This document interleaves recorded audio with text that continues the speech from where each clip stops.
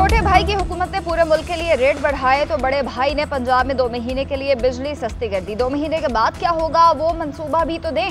वज़ीर इत्तलात सिंध शर्जील इनाम मेमन की पंजाब हुकूमत के बिजली बिलों में आर्जी रिलीफ पर तनकीद। कहा, सईद गनी ने कल कोई मुतनाज़ गुफ्तगू नहीं की बल्कि मशवरा दिया था। ताना न दें, हम हर चीज़ का जवाब दे सकते हैं। लीडरशिप वो होती है जो लॉन्ग टर्म सोचती है और मंसूबे लाती है। माजी में बेनज़ीर भुट्टो की हुकूमत ने लॉन्ग टर्म मंसूबे शुरू किए थे। पीपी हुकूमत खत्म कर दी गई और नून लीग की आई।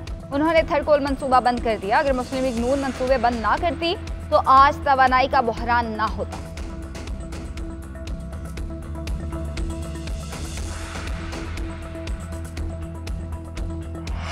वज़ीर आला पंजाब मरीम नवाज ने बिजली रिलीफ पैकेज को बेवकूफ़ी कहने पर वज़ीर आला सिंध मुराद अली शाह को खरी खरी सुना दी। कहा, किसी ने इस रिलीफ के लिए बेवकूफ़ी का लफ्ज़ इस्तेमाल किया है, वो बताएं। करप्शन का पैसा जेब में डालना बेवकूफ़ी नहीं, प्रोटोकॉल लेना, हेलीकॉप्टर और जहाज इस्तेमाल करना, सरकार से घर और गाड़ियाँ लेना तो बेवकूफ़ी नहीं, अवाम को रिलीफ देना बेवकूफ़ी है। जो शख्स सूबे का वज़ीर आला हो उसके लिए तो ये दुनिया बहुत हसीन है, लेकिन कभी अवाम में जाकर देखें उनके मसाइल क्या है। मजीद कहा, ये सिर्फ 2 महीने का रिलीफ नहीं, हम शम्सी तवानाई से रिलीफ का मुस्तकिल निज़ाम ला रहे हैं।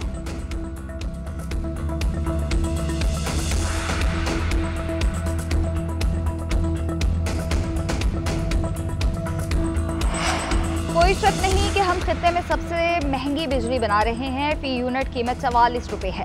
डॉलर की वजह से कैपेसिटी पेमेंट 10 से 18 रुपये पर चली गई है। मुल्क भर में 9000 मेगावाट लोड लेते हैं। बिजली बचाने के इकदाम में पंखों को कम वाट पर मुंतकिल करना है।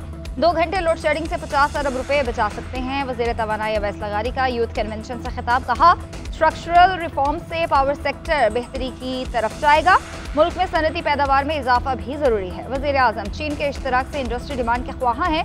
इंडस्ट्री डिमांड जितना बढ़ेगी उतना ही फायदा होगा।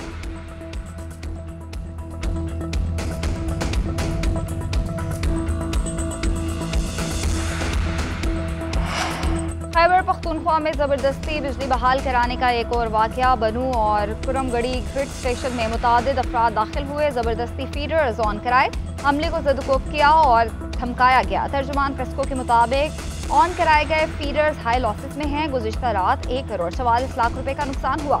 मुजाहिरीन के खिलाफ कानूनी कार्रवाई अमल में लाई जा रही है।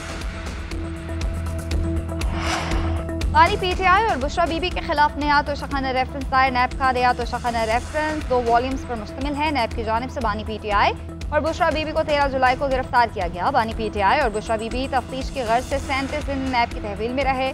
दोनों मुलजिमान ने सवालनामे के जवाबात नैब को जमा करवाए। तफ्तीश मुकम्मल होने पर 19 अगस्त को बानी पीटीआई और बुशरा बीबी को जुडिशल कर दिया गया। एहतसाब अदालत के रजिस्ट्रार तोशाखाना 2 रेफरेंस का जायजा लेंगे।